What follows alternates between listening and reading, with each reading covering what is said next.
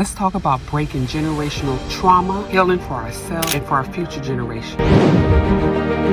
How I connected with my past relationship. How we trust, how we love, and before we know it, we're repeating patterns we swore we'll never ever repeat. But for the future generation, but the good news is, happy Sunday, everyone. Let's talk about breaking generational trauma, healing for ourselves and for our future generation. In my last video, I spoke about how I connected with my past relationships. Also, I talked about unresolved pain that I had during my childhood. I want to speak about when you grow up with unhealed pain and how it affects your life. It affects your relationships, your decisions you make in your life, even how you raise your children. But the good news is we don't have they stuck in that cycle. We can break them, not just for ourselves, but for the future generation that comes after us. Let's talk about it and how we can change that. Generational trauma is pain that get passed down, sometimes without even realizing it. It's like carrying a heavy weight or a sack of potatoes on your back, and it was never ours to begin with. If a child grows up in a home where love is conditional, where they feel ignored, controlled, or mistreated, those wounds don't just disappear. They follow you all through your adulthood, shaping how we see ourselves, how we trust, how we love, and before we know it, we're repeating patterns we swore we'll never ever repeat. But cycles can be broken. I want you to know that. It starts with recognizing them. That's important, recognizing them. I think a lot of people have trouble with dealing with trauma, and it's important that we deal with it and we recognize it. It shows up in ways we don't even expect. For me, I deal with self-worth, and I tell you that because my mother made me feel like shit growing up. You ain't shit. Your daddy ain't shit. You know, just talking nasty to me. And no mother should talk to a child like that. I struggle with self-worth. I struggle with abandonment. I push people away before they can leave. For me, growing up in an unstable home made me crave what's familiar with me, or the environment, what the environment's familiar with, even when that familiar was toxic that I was used to. Right now I'm not talking to my family, my siblings, my parents, their significant other, whatever the case is. I'm standing away from them because it's toxic. I can think about times where I just finished talking about self-worth when my mother used to humiliate me, in front of the lawn, in front of the neighbors, talk about me, just anything. Bring your nasty ass in the house. I could have left a sock on the bathroom floor after getting out of the tub, or she felt that I didn't clean the tub correctly, or anything. You trifling, you nasty, stuff like that. She would let it be known to the neighbors. Telling me all of those things made me feel like I was worthless, and nobody cared about me. Because, what I found out now through my adult years, you can create your own family, and I have done that.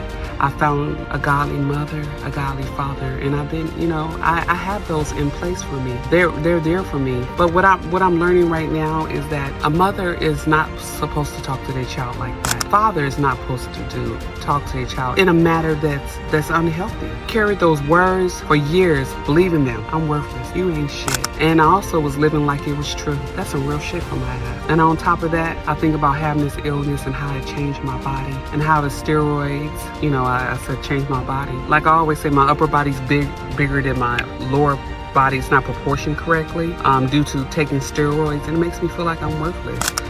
When I look in the mirror, I don't even feel like myself. I don't know the body.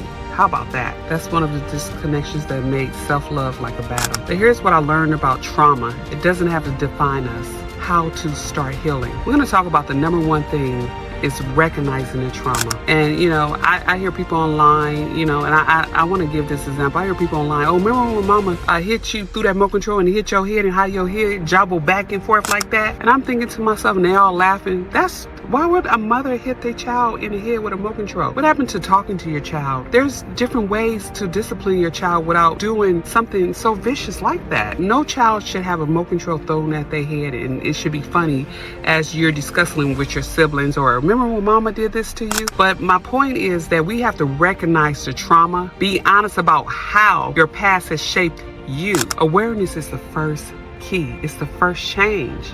Look, this is not right. It's unhealthy. Number two will be to seek professional help. And, people always say, I ain't seeing a therapist. I ain't telling the man about my business. Let me tell you something. I said the same thing, but therapy's been the best that I've ever done. To be honest with you, I feel whole all over. I feel whole. I love myself.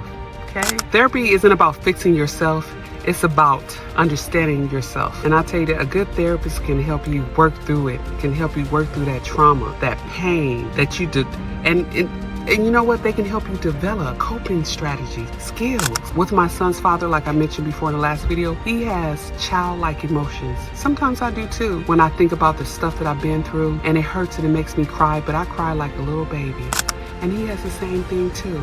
But number 3 would be set boundaries, and that's what I had to do. And I think that I'm kind of still struggling with that, because that was the hardest thing I ever had to do, is set boundaries.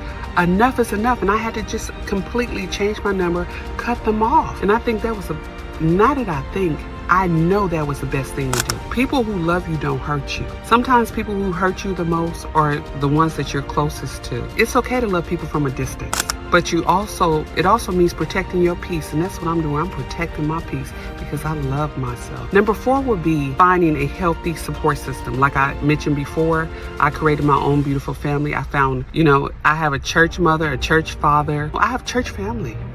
And it's the best thing that's ever happened to me. Really the best thing that's ever happened to me. Surround yourself with people who uplift you, encourage you with your healing journey. You don't have to do this alone. Number 5, prioritize yourself. Give yourself self-love, self-care. If it's getting your hair done, your nails done, do something for yourself. Me, I like to go to pottery class. Pottery class. I like to make things. I like to sew. I like to do all type of things. And I know it might sound like, dang, you older and you want to do old people stuff. No, it gives me peace. It gives me joy to do that. And it gives me a sense of belonging. I just want to say that healing isn't just about unpacking pain. It's about pouring into yourself. Whether it's just whatever your journey is. Me, I do a lot of praying. I do a lot of breathing. Take a deep breath. You're all right. I have to coach myself. If that's something you got to do, then do it. Do whatever makes you feel whole. That's my point. I also want to talk about, for me, the role of faith in healing. I don't know if you guys know that they have this song at churches called, "There's power in the name of Jesus.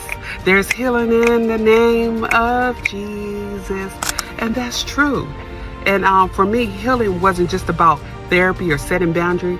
It was about faith. There was days I just felt so broken that I don't even think that I can ever be fixed. Days I wanted to give up. But trusting God gave me the strength to keep going. I put one foot in front of the other. Through prayer and scriptures and reflection, I found purpose in my pain.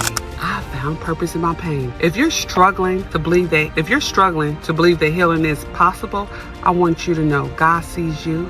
He hasn't forgotten you. No matter how deep the hurt, He can bring something beautiful from it. And that's what I talk about in my book.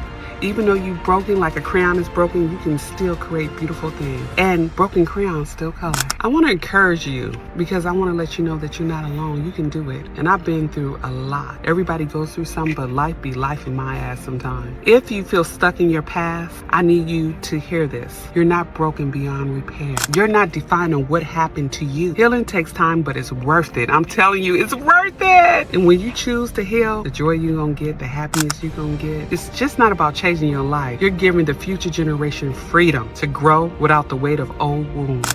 I'll tell you this, I am not my past. I have the power to heal and create a new future. I'm hearing myself say this out loud, but I'm ingesting it in. Like, wow, that's some tea for you, all right? In this message, if this message spoke to you, drop a comment and let me know your thoughts. Let's build a community and support each other support each other with healing. Yeah, healing. From trauma, we can do it as a community. You're not alone. Let's build a community where healing is real, raw, and something we do together. If you like my page, continue to follow me and the contents. Thank you for listening.